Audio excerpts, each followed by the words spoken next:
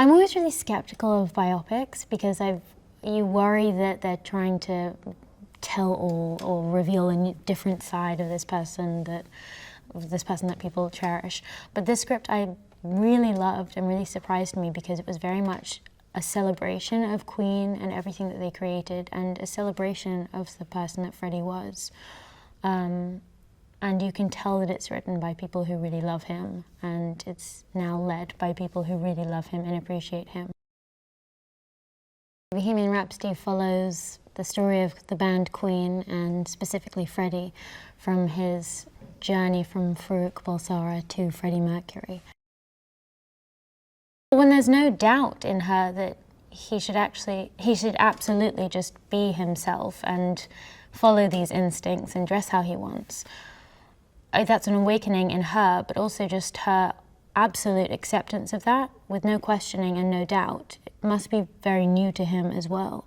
And so just to get that kind of encouragement and reassurance of, like, we've got each other, and just kind of go forward is really beautiful. And you see them kind of constantly do that with each other and constantly balance each other. It's a huge pressure to play someone who's still present and alive and will obviously have an opinion on this film and the way that I play her, and especially with the scenes between Freddie and Mary in the film. I mean, it really does go into some of their most intimate moments.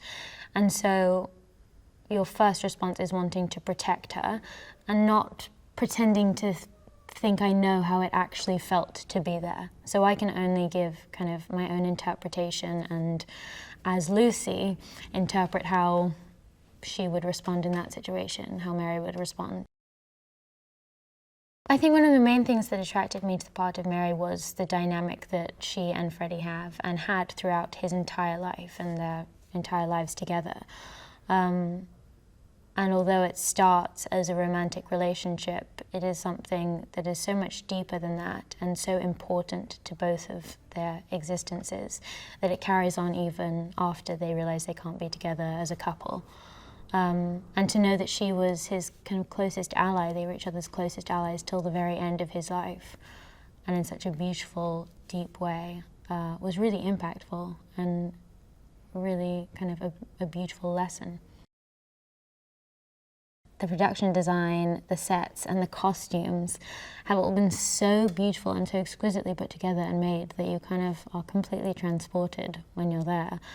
And so especially the scenes that we've done in like the recording studio or in Freddie and Mary's flat, when everything down to the most minute detail has been specifically chosen and so brilliantly kind of put together and executed. The thing that always astonishes me most about Rami is how different he actually is to Freddie in real life, because you meet him and you think like, yeah, okay, you can kind of see similarities enough. And then he has the hair and makeup and costume, and suddenly Rami has just disappeared entirely. And there's just this new person standing in front of you, and the way he moves and talks and just gesticulates and everything is so departed from himself as Rami and is so Freddie that it's just completely magical and bizarre and unnerving. And so I feel like I haven't actually spent that much time with Rami and know Freddie much better. But it's amazing. I think that's the most exciting thing you can see as an actor, just see that person disappear and become someone else. We were kind of flipping through this Queen book and then watching old footage, and it's really shocking to then see them perform on stage and realize how specific all of the boys have been with their matching up the idiosyncrasies and the slight gestures and movements. Their music transcends genre, so at no point throughout their career can you really box them into one category. They have such a specific sound. And I think to be led by someone with such a big personality and presence, you can really, I don't know, their music is so fun to listen to, but then the lyrics that he writes and that all of them wrote are so profoundly moving that even when they're accompanied by these kind of fun, exciting melodies, they're really affecting. and I think the lyrics that they wrote really transcend kind of time and era.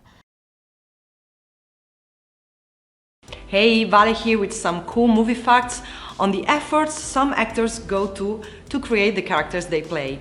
For the role of Roger Kint, Kevin Spacey glued his fingers together in the film The Usual Suspects to give his left hand the feeling of paralysis. To prepare for his role in the film The Mask of Zorro, Antonio Banderas practiced with the Olympic fencing team in Spain for 4 months. Natalie Portman, for the role as Nina Sayers in Black Swan, trained with former New York City ballet dancer Mary Helen Bowers for up to 8 hours a day, 6 days a week for over a year ahead of shooting the film. Adrian Brody, for his role in The Pianist, gave up his apartment, sold his car and moved to Europe with only 2 bags, so he could get familiar with his character's discomfort. He also went on a crash diet and lost 30 pounds in 6 weeks, weighing 130 pounds at his lightest during shooting. Whoa. Okay, so if you want to watch more videos like this, hit the subscribe button and ring the notification bell so you receive the videos the moment they are online. Bye bye!